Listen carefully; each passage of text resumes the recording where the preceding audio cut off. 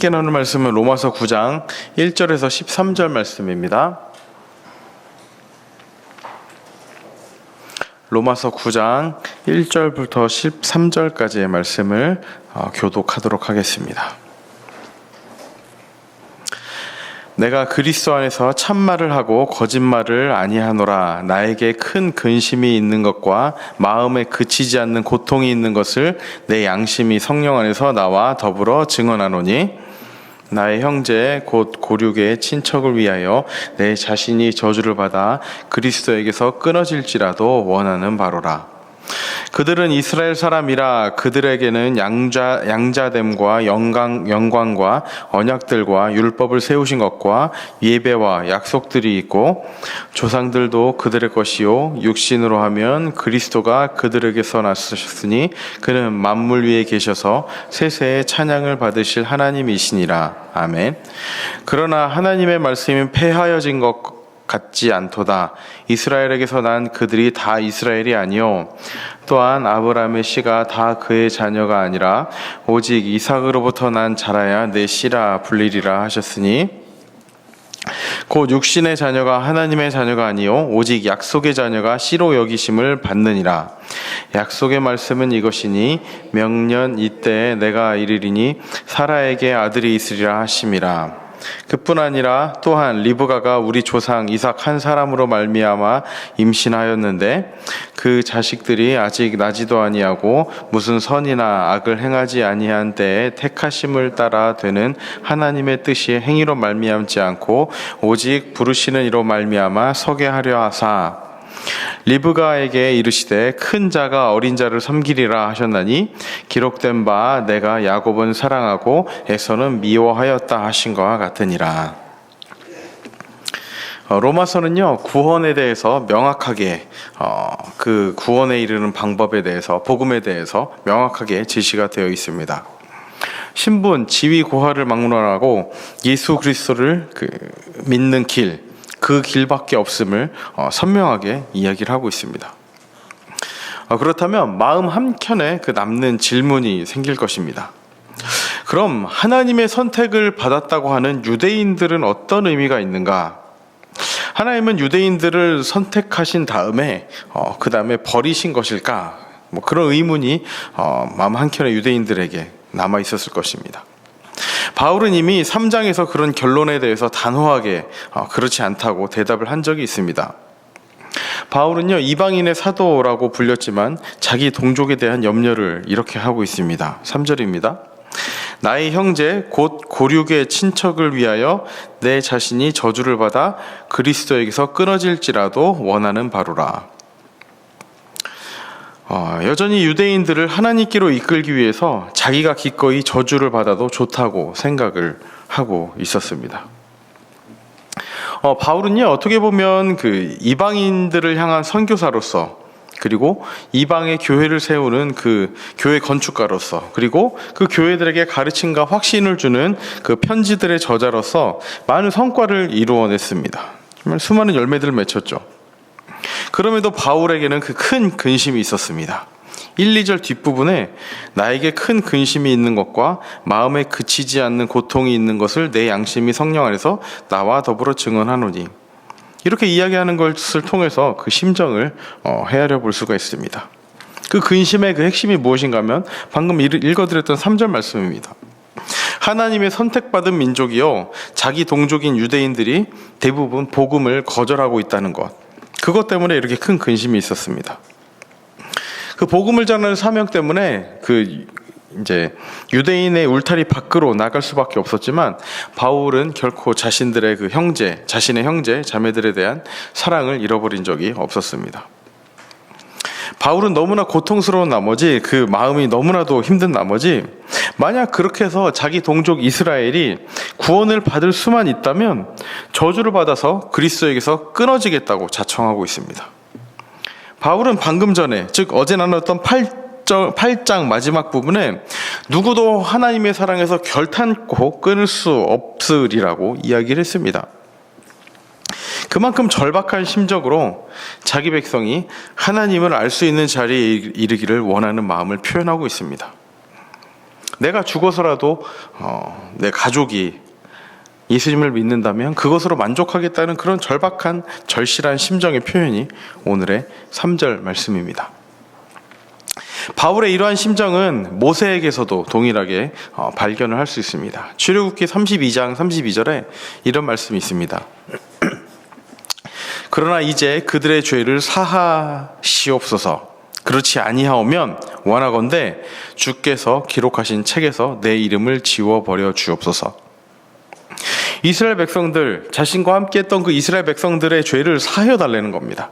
그렇지 아니하면 원하건대 하나님께서 기록하신 그 책에서 내 이름을 지워주셔도 됩니다. 지워버려 주옵소서라고 이야기를 합니다. 유대인들이 어떤 존재입니까? 하나님의 놀라운 은혜를 이미 받고도 그리스도를 거절하는 사람들입니다. 4절과 5절입니다. 그들, 유대인들은 이스라엘 사람이라 그들에게는 양자됨과 영광과 언약들과 율법을 세우신 것과 예배와 약속들이 있고 조상들도 그들의 것이요 육신으로 하면 그리스도가 그들에게서 나셨으니 그는 만물 위에 계셔서 세세의 찬양을 받으실 하나님이시니라. 이스라엘 자손에게는요 양자됨, 영광, 언약들, 율법을 세우신 것, 예배와 약속들이 있었습니다. 그리고 예수님 또한 육신으로는 이 유대인으로 나셨습니다. 그만큼 이스라엘 백성들에게는 이 모든 것들이 특권이었습니다. 이스라엘 백성들에게 이 특권이 주어졌던 것은요 그 자신들이 받은 것을 이방에 전하라는 사명 때문이었습니다. 그렇지만 그들은 이 놀라운 은혜를 자신들만의 것으로 여겼습니다. 오히려 배타적인 것이 된 것이죠. 다른 사람들에게 나누라고 주어진 것들을 자신들만 가지고 싶었던 것입니다. 제사장 나라로서 하나님의 사랑을 다른 나라들에게 전하는 것이 그 이스라엘이라는 나라의 숙명이었는데 그것들이 아니라 이것은 우리에게만 주어진 것이다, 우리만 받았다라고 해서 오히려 더 편협하고 배타적인 길로 갔던 것입니다. 이렇게 육적으로나 영적으로나 놀라운 복음을 받았음에도 불구하고 유대인들은 그리스도를 믿지 않고 거부하는 것, 이것이 바울에게는 가장 안타깝고도 큰 고통이었습니다.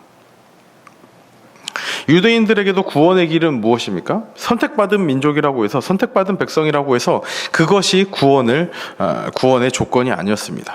구원에 이르는 방법은 오직 예수님을 믿는 길 이외에는 다른 어떤 길도 존재하지가 않았습니다. 바울은요, 이 유대인들을 대할 때 그리스도를 거절한 사람들이라는 관점에 앞서서 그것보다는 하나님의 놀라운 은혜를 이미 받은 자라는 사실을 잊지 않았습니다. 비록 자신을 핍박했지만, 자신에게 고통을 가했던 존재들이지만 그들을 미움으로 대하기보다는 그들에게 언제나 복음을 전하기를 노력을 했습니다. 우리도 동일한 질문 앞에 서게 됩니다. 다른 누군가에게 복음을 전하기 위해 우리는 얼마나 멀리까지 가야 하는가?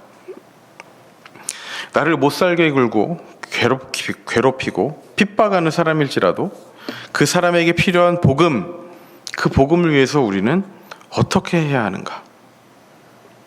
방금 모세도 바울과 비슷한 기도를 드렸다고 말씀을 드렸습니다. 출애굽을 이끌었던 모세에게 이스라엘 백성들은 어떤 존재들이었습니까? 불평과 불만으로 일관했던 그들입니다. 왜 애굽에서 죽게 내버려 두지 이 광야에서 이 고생을 시키냐고 말도 안 되는 불평을 내뱉었던 존재들입니다. 얼마나 모세를 화나게 만들었던지 하나님께서 주신 그 돌판을 가지고 내려왔는데 그것을 던져버릴 정도로 분노를 야기했던, 분노를 폭발하게 했던 사람들이 이스라엘 백성들이었습니다. 그렇지만 그들을 향한 기도가 무엇입니까? 그러나 이제 그들의 죄를 사하시옵소서. 그렇지 아니하시오면 원하건대 주께서 기록하신 책에서 내 이름을 지워버려 주옵소서. 오늘 바울의 기도도 그런 것입니다. 나에게 어떻게 대하든지 간에 나를 핍박하고 죽이기 위해 안달이 났던 그들이지만 그들이 하나님의 사람으로 거듭나기를, 예수님을 받아들이기를 진심으로 원하고 있다고 이야기하는 것입니다. 그리고 이를 그리고 이를 궁극적으로 이루신 분이 계시죠. 바로 예수님이십니다. 정말 지기에 부담스러운 십자가의 길이셨지만 하나님의 뜻이라면 그것을 기꺼이 지시겠다고 하신 예수님. 그 예수님께서는 그렇게 다른 사람의 죄를 지고 기꺼이 죽음의 길로 가셨습니다. 오늘 이 바울의 기도처럼, 모세의 기도처럼, 그리고 이를 궁극적으로 이루신 예수님의 모습처럼 우리도 복음을 가지고 있는 자로서 복음이 없는 자에게 어떻게 대해야 하는지를 명확하게 보여주는 말씀이라는 생각이 듭니다. 3절 말씀 다시 한번 읽어드리겠습니다. 나의 형제 곧 고륙의 친척을 위하여 내 자신이 저주를 받아 그리스도에게서 끊어질지라도 원하는 바로라. 설령 내가 하나님의 사랑에서 끊어진다 할지라도 더 중요한 것이 있다면 하나님을 믿지 않는 그들이 하나님께로 돌아오는 것, 예수님을 믿게 되는 것, 그것이라고 이야기를 하고 있습니다. 오늘 이 시간은, 오늘 하루는 특별히 이것을 위해서 기도했으면 좋겠습니다. 나에게 있는 그들이 누구입니까? 하나님, 복음을 전해야 할 그들이 누구입니까? 설령 나를 핍박하고 괴롭고 하나님을 믿는 것 때문에 나를 괴롭힌다 할지라도 그렇게 복음을 전해야 하고 바울처럼, 모세처럼, 그리고 궁극적으로 이를 이루신 예수님처럼 내가 그들을 사랑으로 대해야 할 그들이 누구입니까? 라고 진지하게 묻고 그들을 위해 기도하는 오늘 하루가 되셨으면 좋겠습니다. 우리를 괴롭힌다고 해서 나와는 상종하지 않는 그런 사람으로 치부하고 끝내는 것이 아니라 그 사람을 하나님의 사랑으로 진심으로 대하기를 간절히 기도하는 저와 여러분들이 되시기를 바랍니다. 기도하겠습니다. 하나님 아버지, 복음을 가지고 있다는 것, 그것은 정말 다 할 수 없는 하나님의 크신 사랑을 가지고 있는 것임을 오늘 바울의 고백을 통해서 깨닫게 됩니다. 하나님의 사랑에서 끊을 수 없는 그런 존재들이 우리일진데 다른 사람의 구원을 위해서는 내가 끊어져도 좋다는 이 고백이 우리의 고백이 되게 하여 주시옵소서. 나를 괴롭히고 나를 핍박하고 내가 하나님께 나아가는 것에 대해서 방해하는 자라 할지라도 그 사람에게도 필요한 것이 복음임을 잊지 않고 살아갈 수 있도록 인도하여 주시옵소서. 바울의 기도가, 모세의 기도가 우리의 기도가 되게 하여 주시고, 그리고 이를 궁극적으로 이루신 예수님 자신의 생명을 다하여 생명을 아끼지 않고 우리를 위해 내주신 그 사랑이 우리에게 가슴 깊이 박히게 하시고 그 사랑으로 또한 다른 사람들을 대할 수 있는 우리가 될 수 있도록 인도하여 주시옵소서. 감사드리며 예수님의 이름으로 기도합니다. 아멘.